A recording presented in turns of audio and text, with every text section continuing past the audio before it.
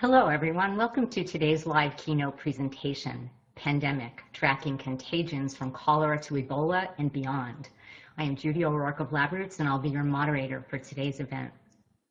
LabRoots.com is the leading scientific social networking site, and we are proud to bring you this interactive web seminar. For more information, visit us at LabRoots.com. Here's how this presentation works. We want to hear from you. Questions, comments, and even answers can be submitted via the green Q&A button at the lower left of your screen. We'll try to get to everyone, but if not, we'll be sure to follow up with you by email. You can enlarge the slide window by clicking on the screen icon in the lower right-hand corner of the slide window. If you can't hear or see this presentation properly, let us know by clicking on the support button at the top right or the Q&A button in the lower left. I would now like to introduce today's speaker, Sonia Shah. Sonia Shah is a science journalist and a prize-winning author. Her writing on science, politics, and human rights has appeared in the New York Times, the Wall Street Journal, Foreign Affairs, Scientific American, and elsewhere. Her work has been featured on Radiolab, Fresh Air, and TED, where her talk titled 3 Reasons We Still Haven't Gotten Rid of Malaria has been viewed by more than 1 million people around the world.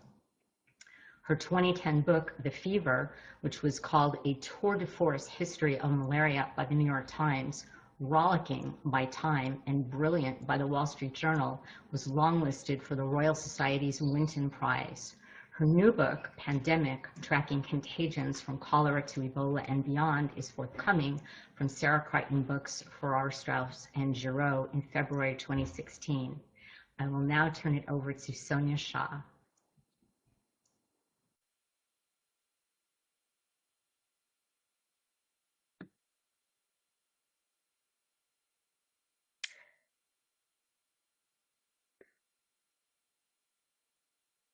Hi. So over the past 50 years, over 300 new infectious diseases have either newly emerged or re-emerged into new territory where they've never been seen before. We have new kinds of influenzas, novel kinds of coronaviruses, mosquito-borne diseases like West Nile and dengue, and others like Ebola that are coming up in places they've never been seen before. And so it's sort of hard to escape the feeling that we are in store for a pandemic of some kind, that is an epidemic of disease that pops up in one part of the world and spreads like a wave across global populations and continents. Now, this isn't just the opinion of the worried well, it's also the opinion of experts in the field. In a recent survey of epidemiologists, 90% said that a pandemic that would sicken 1 billion people, kill 165 million, and cost the global economy $3 trillion would occur sometime in the next 2 generations. So of course now the million-dollar question is, which pathogen will do this? And of course there are a lot of potential candidates. We have 150,000 species of bacteria, 1 million viruses that can infect mammals, and that's just the ones we know about. So it's impossible to know which one of these would cause the next pandemic. But what I've spent the last 5 years trying to understand as a journalist is how this process occurs, because historically only very few pathogens have been able to cause pandemics. We've had Yersinia pestis, which causes bubonic plague, influenza, which causes flu pandemics, variola, which caused smallpox pandemics of the past, HIV still causing the ongoing AIDS pandemic, and the 5th one is the one that interests me the most, and that's cholera. It's caused by a bacteria called Vibrio cholerae. And it interests me in part because it's extremely deadly. It kills about 50% of the people who are infected with it if they're not treated rapidly. But more than that, it's one of the most successful of the pandemic-causing pathogens. Cholera has caused 7 pandemics so far, and the last one is still ongoing to this day. Its latest beachhead is in Haiti, just 400 miles off the coast of Florida. Now today we think of cholera as a poor person's disease, and that is true now, but it wasn't always true. So when cholera first emerged in the 19th century, when it was an emerging disease, it hit some of the most prosperous, technically advanced cities in the world. Cities like New York, which suffered a massive epidemic of cholera in 1832. That's what's pictured here in the map. And that was just the first of many. So it had repeated epidemics like this as cholera spread like a wave across the globe. And it wasn't just New York City, it was also Paris and London and Hamburg. And thousands of people died in these epidemics. But they weren't only just deadly, they were also very socially disruptive. And this is sort of a hallmark of new diseases because people don't understand where they come from or why they've suddenly emerged and how they spread. People start blaming each other. And in the 19th century, people blamed the cholera epidemics. First, in the 1830s, they blamed them on the Irish immigrants. In the 1840s, they blamed the cholera on Muslims. By the 1890s, they were blaming them on the Eastern Europeans. And this wasn't just sort of verbal harassment and social exclusion, it was actually violent. In one particularly gruesome example that was only recently uncovered, actually in 2009, right outside of Philadelphia, a mass grave was excavated. And this was, in fact, what had happened is Irish immigrants had come over in the 1830s to build that stretch of railway track. And there was a cholera outbreak. The local people decided that it was the fault of the Irish immigrants, and they quarantined the valley where they were living and then came back and secretly massacred them and buried them in this mass grave that was only recently excavated, and that's when they found their smashed skulls as pictured in the slide there. But it wasn't only immigrants who were victims of this scapegoating. A lot of times it was healthcare workers, which is, particularly difficult given that these clinicians were often the people who might have been best posed to help contain these outbursts of disease. So there was frequent cholera riots. This was a common form of social unrest in the 19th century.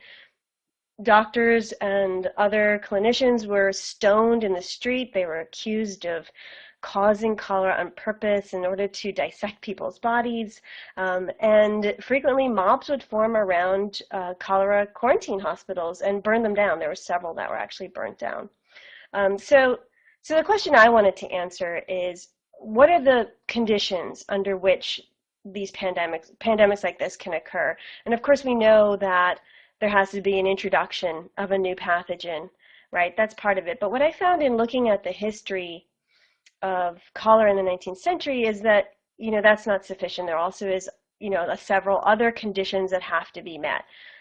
So obviously, any pathogen that's going to cause a pandemic has to become widely disseminated. And of course, that means that something or someone has to carry them because these are microbes with no independent locomotion. So dissemination is obviously an important condition to be met for pandemics. Also, there always is some kind of amplification, some situation where these pathogens are able to replicate wildly and thus adapt and evolve to spread better, to cause more disease. Obviously, there has to be sufficient transmission opportunities. Even the most horribly virulent pathogen, if it doesn't encounter the behaviors that will allow it to spread from one victim to the next, is virtually harmless. So that's obviously an important condition. And finally, to cause a pandemic, these pathogens really need to be able to circumvent our defenses, because we don't just take this lying down. We come up with political defenses, medical defenses, etc. So all of these conditions have to be met in order for pandemics to occur. And these are exactly the conditions that were created again and again in the 19th century to cause these repeated pandemics of cholera. Now, cholera started out very placidly. It actually is a bacteria that lives in the sea. It's a marine bacteria. It's a normal inhabitant of coastal waters and estuaries around the world. It likes sort of brackish water, so half fresh, half salty, and particularly fond of warm water. So places like the Sundarbans, which is pictured here, it's a giant wetlands in South Asia. It's where all the major rivers of South Asia drain into the Bay of Bengal. This is really great environment for this marine bacteria, Vibrio cholerae. And for thousands of years, probably it lived in that water without encountering a human being or causing any kind of disease in people at all, because of course, people didn't live in places like the Sundarbans. They're very low-lying, they're tidally flooded twice a day, they're covered in mangrove swamps, there's actually crocodiles, there's tigers, there's cyclones, so for probably most of human history, people didn't live in places like the Sundarbans that were rich in this marine bacteria. Of course, that changed during the 19th century. The British took over Bengal, and they decided to cut down the Sundarbans and turn them into rice fields. So over the course of the 19th century, 90% of the Sundarbans was settled.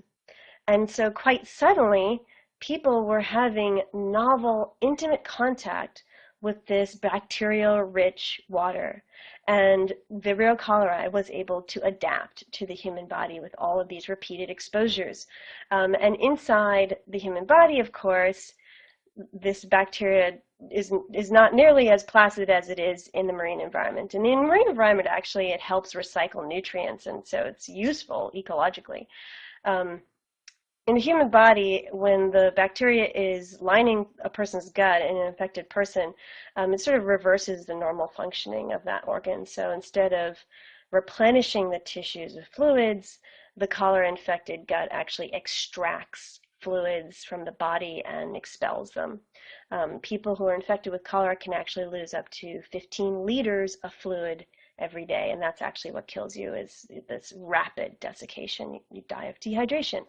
And when people come in, and of course this is incredibly contagious because all of the stool and vomit that comes out of a cholera-infected patient is highly contagious. If you get even microscopic amounts on your hands or in your food or water, you'll get sick with cholera as well, potentially. And since it is a marine bacteria, what would happen is people would get sick and their stool would enter into the drinking water supply where the bacteria can persist and replicate over time. So this first outbreak with this new pathogen began in 1817 in the Sundarbans and started to spread out of South Asia into Russia and into the cities of the old world. But of course, to cause a pandemic, it would have to conquer global populations, have to cross the Atlantic and get to the New World as well. And before the 19th century, that wasn't so easy. It took about 8 weeks to get across the Atlantic Ocean. It was something that was only attempted sporadically. And once you got over to North America, of course, there weren't any roads or highways or anything like that. There were navigable rivers, but they weren't connected because they had big mountain ranges in between them. So the New World, at least the North American part, was fairly impenetrable to a marine bacteria like cholera. But of course, that changed really rapidly in the 1820s, starting in the 1820s, exactly when cholera started to emerge. We started using clipper ships. Those would go across the Atlantic in a matter of days, and they would do it twice a week. And we built canals, and the canals cut right through all those mountains, connecting all of the waterways so that a watery bacteria like cholera could wash right into the interior of North America and into the rest of the New World. So this was a great dissemination strategy for cholera. It worked really well at bringing cholera infected people and the bacteria into the interior of North America. And of course, North America, as with Europe, was rapidly urbanizing at this time. So this created wonderful amplification opportunities for the bacteria. Over the course of the 1840s, about 1 million people arrived in New York City alone. And this was, of course, the age of the newly industrializing cities, new factories. People were abandoning their farms to come for these new factory jobs in the cities. Of course, there was no suburbs and sprawl and all that. People had to live right near work or the possibility of work. So on a tiny little island like Manhattan, things got very, very crowded quickly. in the most crowded parts of 19th century Manhattan. In fact, there's about 77,000 people crammed into every square kilometer. That's 6 times more crowded than modern day Tokyo, for example. And it's about 1,000 times more crowded than anyone had ever lived before. So this was something that a pathogen like cholera could really take advantage of. And of course, there was ample transmission opportunities because people basically transplanted their methods of waste management that they used in the countryside. They brought those over to the cities and, just didn't change them at all. So in the countryside, it made sense to have cesspools and privies. These are basically open pits or buried pits of human waste. There's room for it to rot and decompose in peace. But of course, doing that same thing with human waste in a place where there's tens of thousands of people per square kilometer obviously created a huge sanitary crisis because there was no sewer system or plumbing or anything like that. So there's privies and cesspools in 19th century Manhattan would basically just spill their contents out into the streets and alleys, which meant that infected stool could get into people's wells and also seep down into the groundwater. And about 1/12 of the entire city of New York was actually covered with these privies and cesspools.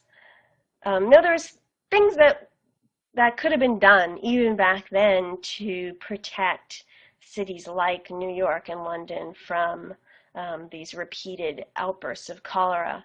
But this was a time when private interests were becoming really powerful. It was the age of the robber barons, etc.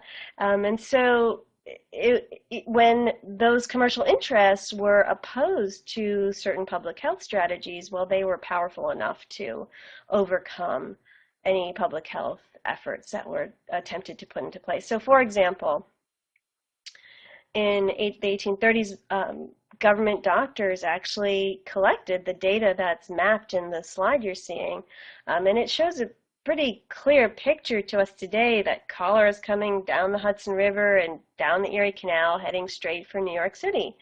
But they refused to quarantine the waterways because it was considered disruptive to trade. And these powerful business interests were really against it. So again and again, cholera was able to come into New York City through the ports and through the waterways over the course of probably 80 years or so. And there's actually certain companies that were making money selling cholera-contaminated water. The epicenter of the outbreaks in New York often occurred in a slum called 5 Points, which is pictured in the slide here. And this slum had actually been built on what was once a pond. That pond had been filled up with garbage, and then the slum was built on top of it. So that water was easily contaminated with all the leaky privies and outhouses and cesspools on top of it. However, the company that the state of New York chartered to distribute drinking water to the people of New York, instead of tapping upstream sources away from the city, which would have been more expensive but cleaner, they dug their well right in the middle of that slum and tapped that contaminated groundwater and distributed that to about 1/3 of the population of New York City. Now, because cholera was a new disease, it also really confused the physicians of the day. The established wisdom on how diseases spread was a theory called miasmatism. And miasmatism had been sort of the medical paradigm for really thousands of years. And the idea was that these diseases spread through smelly airs called miasmas. And these miasmas were sort of, basically any bad smell could be a miasma. And these were particularly smells that came off of decomposing organic material.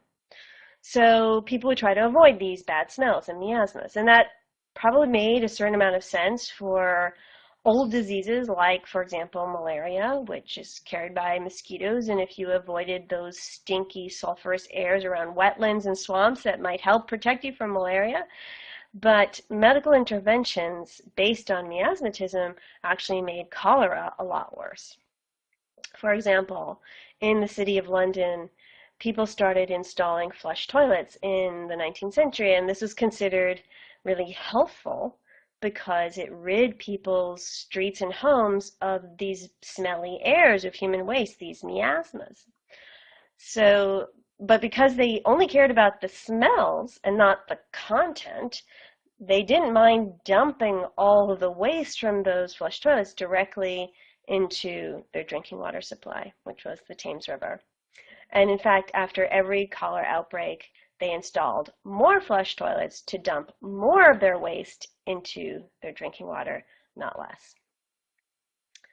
So the question is, of course, well, could all of this happen again? And this is the whole reason I went into looking into the past, is to try to figure out, well, are these conditions being met today? And what I found is that indeed they are, although on a global scale today. For example, we are invading wild habitat on a massive scale as our farms and cities and mines and suburban developments grow. And, that means that we're destroying a lot of wildlife habitat. One effect of that is that we're losing a lot of wild species. We're losing a lot of different biodiverse species. But another part of that is that of the species who remain, we are in much more intimate contact with them. And this novel, intimate contact is allowing microbes that live inside the bodies of animals to spill over into human bodies. And it's why 60% of our emerging pathogens today originate in the bodies of animals, and over 70% of those originate in the bodies of wild animals. And one very salient example of that is the Ebola virus. Now, the whole continent of Africa has been deforested over the past 15 years or so, as you can see in this animation, which shows the pace of deforestation since 2001. In the corner of West Africa, where the Ebola epidemic was centered, I'll draw your attention to the area between the three countries where they meet, Guinea, Sierra Leone, and Liberia. There was once a very biodiverse forest that existed there. That area is called the Guinea Forest region. It's actually one of the most biodiverse forests in the world at one time. What happened over the course of the 1990s, due to a very complicated political conflict, over 600,000 refugees fled into that forest in the Guinea Forest region. And you can see what happened actually from space. The inset in this slide is a satellite picture of where those three countries meet, and you can see it's mostly green. The larger picture is that same shot from satellite, but at the end of the 1990s, and you can see where that forest once was is mostly brown now. Only 15% of the original forest remained because these hundreds of thousands of refugees were cutting down the trees to make way for their farms and to turn into charcoal, etc. So this put them into new kinds of contact with the animals that used to live in those forests, one of which we now know are fruit bats, which their habitat actually stretches along the whole area that's being deforested in the continent of Africa. And what we also now know is when people are in intimate contact with animals like fruit bat, they get exposed to the microbes in those animals. And this is what happened at the end of December. Ebola virus, which comes from bats, most likely. There's a 2-year-old child playing near a tree where fruit bats roosted. He came down with the Ebola virus. There was a single spillover event from one bat into one human being. That 2-year-old child infected his parents and his family with Ebola virus. They infected their healthcare workers, and they infected their families and their healthcare workers, and on until we had the largest Ebola epidemic in history, in which over 10,000 people have died.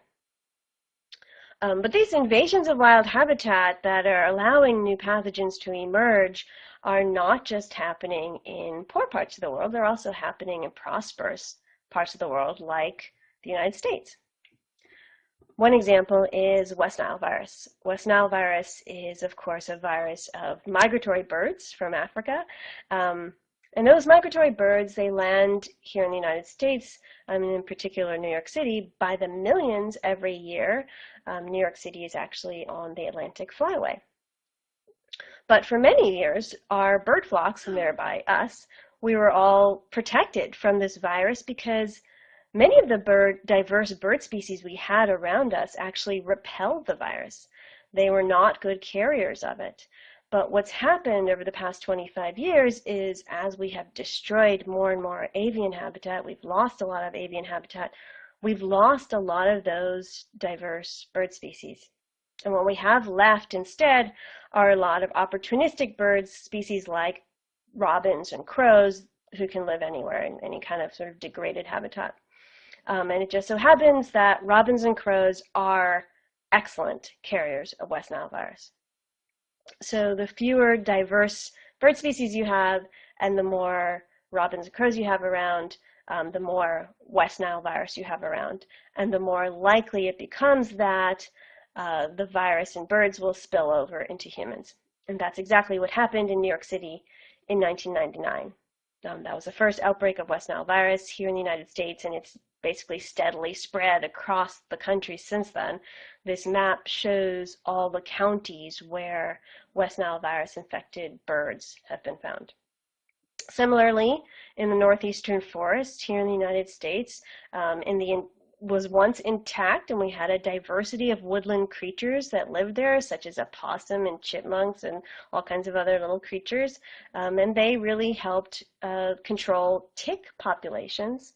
But as we've spread, our suburbs have spread in these forests and broken them up into little patchworks, we've lost a lot of those diverse woodland species. So we don't really have that many opossums in places like this anymore. And that makes a difference because opossums actually can destroy about 6,000 ticks a week. Whereas the animals that replace the opossums, that are the little animals that can live everywhere in these suburbs, are things like white-footed mice. And white-footed mice, well, they only destroy about 50 ticks a week. So what's happened is the fewer opossums you have and the more white-footed mice you have, the more West Nile virus, the more ticks you have, and the more likely it becomes that a tick-borne pathogen will spill over into people. And that's what happened in 1970 in Connecticut with an outbreak of arthritis in children. It turned out to be what we now know as Lyme disease. And there's a whole host of other tick-borne diseases that are now emerging and spreading due to this same dynamic as well. And Lyme disease is now, a national epidemic here in the United States. We have about 300,000 people diagnosed with Lyme every year. So we're introducing pathogens into populations through all these mechanisms. We're also providing these fantastic amplification opportunities. Right now, the majority of people on this planet actually live in rural areas. They don't live in cities. But that's going to change, and that's changing really fast. So by 2030, the majority of the human population will live in cities. And they won't be cities like Washington, D.C. and Los Angeles and London. They'll be more like Freetown and Monrovia. About 2 billion people are expected to live in slums, where people are crowded really close together. And this is one reason why the Ebola epidemic in West Africa was as deadly and long-lasting as it was just recently.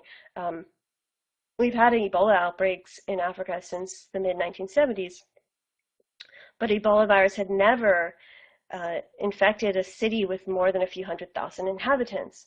Well, within weeks of emerging in the Guinea Forest region in December 2012, Ebola virus was able to reach 3 capital cities with a combined population of nearly 3 million.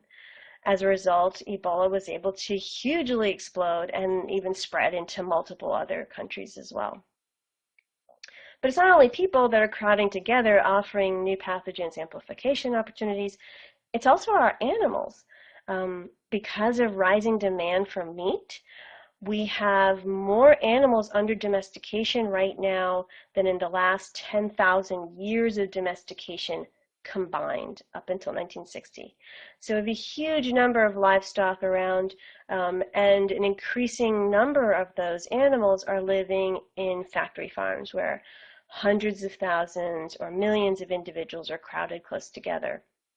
And this offers all kinds of novel amplification opportunities for pathogens, one example being avian influenza.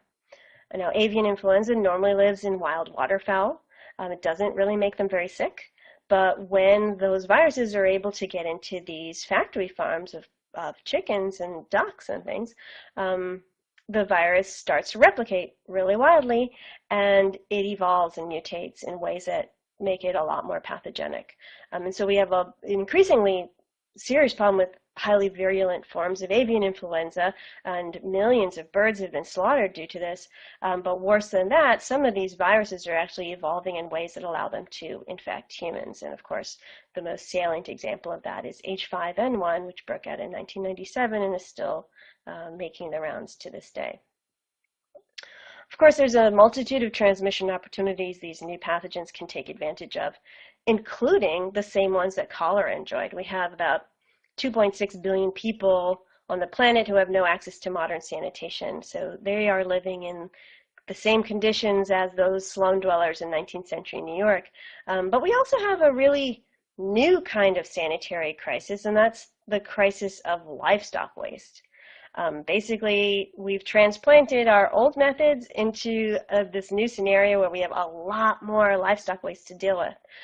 In the past, farmers would use livestock waste as fertilizer on their crops, and that worked pretty well. But now we have about 7 billion tons of livestock excreta to manage every year, and it's far more than croplands could possibly absorb. So it's right now, most of it's being collected in these giant manure lagoons, which is what's pictured on the slide here. Basically, these are open, untreated pits full of animal waste. And so when it rains or when there's a storm or any kind of environmental change, this material can contaminate the rest of the environment. And there's pathogens that are already starting to take advantage of this new transmission pathway. About half of all cattle on American feedlots are infected with Shiga toxin producing E. coli, one of these really virulent E. coli's. Of course, they don't make the cattle sick, but they can make people really, really sick. And because cattle waste so frequently now contaminates our food and water, we have about 70,000 Americans coming down with these highly virulent forms of E. coli infections every year.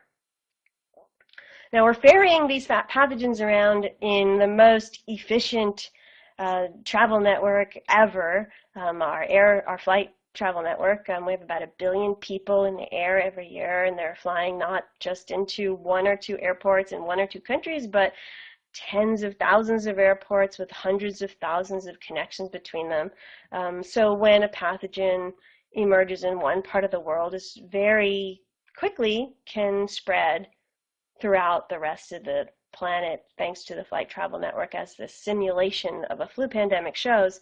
And in fact, our flight networks shape the dynamics of these pandemics so much so that you can actually predict which cities will be infected and when, based on how many direct flights it takes to get to the last infected city. So, for example, if you plotted all those same cities on a map like this, which shows them in relation to their direct flights between each other, that same simulated flu pandemic resolves into a series of waves. So these pathogens are emerging, they're spreading, we're giving them all kinds of new opportunities. Of course, our defenses are so much better today, but we also live in an era where we too have very powerful private interests, and sometimes their interests are opposed to those of public health. Of the 100 largest economies in the world, only 49 are governments, 51 are corporations. And an example of what can happen when private interests are in conflict with the goals of public health. A good example of that is what's happening here in the United States with antibiotic-resistant bacteria. about 80% of the antibiotics that are consumed in the United States are not consumed for medical or therapeutic reasons. They're consumed for commercial reasons. That is, they're given by farmers to livestock to help fatten them. They give them low doses in their feed, and this seems to make them grow faster. So this helps these farmers make more money faster. But it also is known to contribute to the development of antibiotic-resistant bacteria, which sicken about 2 million people a year, kill about 23,000 people. We know that in countries where antibiotic consumption is regulated and where livestock use, commercial use of antibiotics for livestock is banned, that they don't have this kind of problem with antibiotic-resistant bacteria like we do here in the United States. But attempts to regulate the use of antibiotics, especially in livestock, have been stymied at least since the 1970s because there are such powerful commercial interests to keep doing it. Now, our medical establishment is obviously light years ahead of what we had in the 19th century, thank God. But there is also a mismatch, and that I think is just a hallmark of the fact that a lot of these, these are new diseases, new pathogens moving in new ways, and yet we continue to apply our old approaches. So a lot of these new diseases are being, they're emerging out of wildlife and livestock. They're being driven forward into human populations by social and political factors. So putting that together would suggest that containment efforts should really involve a variety of different specialties, a variety of different approaches, but we mostly attack these new diseases with a biomedical approach, which is, especially in terms of infectious diseases, all about reducing infectious disease dynamics to their most sort of simple components, and then focusing interventions very surgically upon those simple reduced components. So one example of that is dengue in Florida. Dengue virus first broke out in Florida in 2009, hadn't been there for 70 years. And our biomedical establishment immediately launched an attack against the tiny little creatures that were carrying it, which are the mosquitoes and the virus itself, of course. And these were surgically isolated and attacked with chemicals and other interventions. And it was sort of like repelling an invasion of mosquitoes, but of course there hadn't been any real invasion in the sense that Florida has been surrounded by countries where dengue is endemic for a long time. The mosquitoes that carry dengue have been present in Florida for a long time. They weren't new. What had happened, in fact, was a political and social change, which is in 2008, there had been a foreclosure crisis here in the United States, and this meant that there were a lot of abandoned homes. This was across the country, but Florida was particularly hard hit, and South Florida was probably one of the worst parts of the state that were suffering this problem. So because there were all these abandoned homes, it meant there were also a lot of abandoned swimming pools and gardens, because this is Florida where it's tropical weather. And so when the rains came, all of these empty swimming pools started to fill up with standing water. And with no one home to let in mosquito inspectors or to even notice that this was happening, these empty swimming pools became giant mosquito breeding grounds. And lo and behold, a year later, we had this unprecedented outbreak of dengue in Florida. Now, would addressing the housing crisis have actually helped contain this problem in advance of it exploding as it has? I don't know, because nobody tried that. But what we do know, and what is fairly clear, is that the biomedical approach has arguably failed in the sense that dengue is now considered on its way to becoming endemic in Florida. Now, so all of these conditions are being met in various ways. Does that mean we will definitely have another pandemic? Well, this isn't Nostradamus. This prediction is what will happen if we don't change. And I think there are a lot of things we can do to reduce the risk of a new pandemic. For one thing, we can start to widen our concept of microbial pathogens and where they come from. That is to link human health with the health of our ecosystems, the health of our livestock, our health of our wildlife, and instead of seeing each microbial pathogen in isolation, to look at the dynamics of infectious disease in a much sort of larger context. And that is already starting to happen. There's a movement called One Health. It's been signed onto by the World Health Organization and the Centers for Disease Control. And this is an attempt to link up wildlife biologists and veterinarians along with clinicians and biomedical specialists to kind of expand our idea of where these microbial pathogens come from and how they act on human health and our environment. So I think that's a really promising first step. And there's a lot that now can be done with containment efforts too. Right now, at the very best, we start our containment efforts against these epidemics once they've started to grow exponentially. So on this typical epidemic curve of cases, you can see it's after that line starts going up kind of steeply, that's when containment efforts start, because that's when you see clusters of cases of people getting sick. And that's really in the best case scenario. In the Ebola epidemic in West Africa, we actually started a serious containment effort only after the epidemic had already plateaued. But even in the best case scenario, we're only starting after there's already exponential growth in cases, and we could do a lot better now. We could start before that happens and squelch these things before they start to really spread in a serious way. We don't know, of course, which pathogens are going to cause the next pandemic, but we do know how that happens, which means we can predict where it's most likely to happen. So this is a map of hotspots, of places where pathogens are most likely to emerge. These are places where there's a lot of invasion of wildlife habitat going on, or there's a lot of factory farming going on, or slums, or a lot of flight connections, or some combination of all of those things. And while we can't surveil the entire planet for microbes, we can do active surveillance in these certain hotspots, and that is what's happening on a kind of ad hoc level with various NGOs and academic groups, and also some international agencies, and the USAID, for example, which is involved in this work. And they're doing things like actively looking for microbes and how they're changing by sampling livestock, sampling wildlife, scat, monitoring the health of people sort of on the front lines, like bushmeat hunters or farmers and miners and things like that.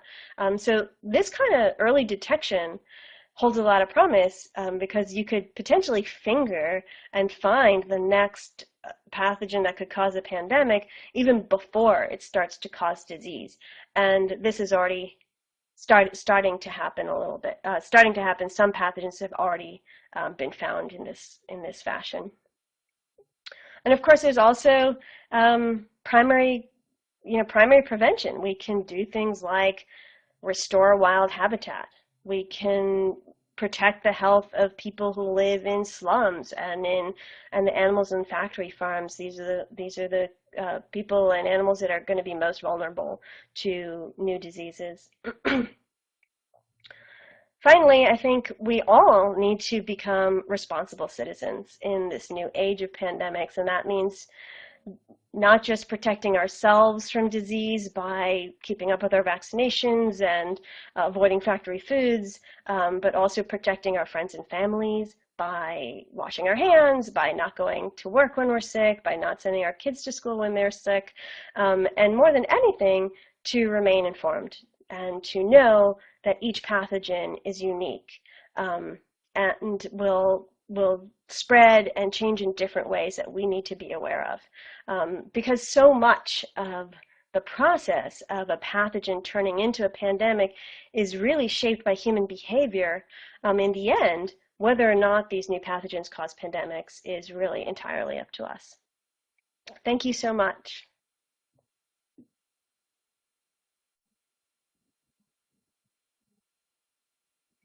Thank you for that presentation, Sonia. We want to get right to your questions and input, so here's a reminder how to let us know what you have to say. Questions, etc., can be submitted via the Q&A button at the lower left. We will try to get to all of you, but if not, we'll be sure to follow up after the broadcast. So I'm going to give people a chance to plug in their questions. And let's see.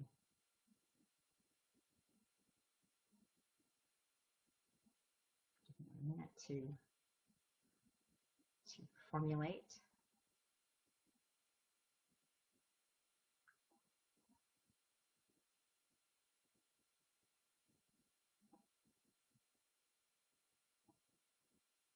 Okay, so it appears that there are no questions. So I would once again like to thank Sonia Shah for her presentation. Sonia, do you have any final comments you'd like to share with us? Well, this has been a great experience. And I would be happy to take any other questions offline. I think you all should be getting my contact information. All of this whole talk was based on a new book that's coming out in a few months, and I can give you more information about that too if you look me up online or use the links that LabRoots will be sending out to you. But thank you all for listening. I would like to thank our sponsor, LabRoots, for making today's educational webcast possible. LabRoots.com is the leading scientific social networking site. For more information, visit us at www.labroots.com. Today's webcast will be available for on-demand viewing on our website through February 2016. We'll let you know when it's been posted, and we hope you pass that information on to any colleagues who couldn't take part in today's broadcast. See you next time. Goodbye.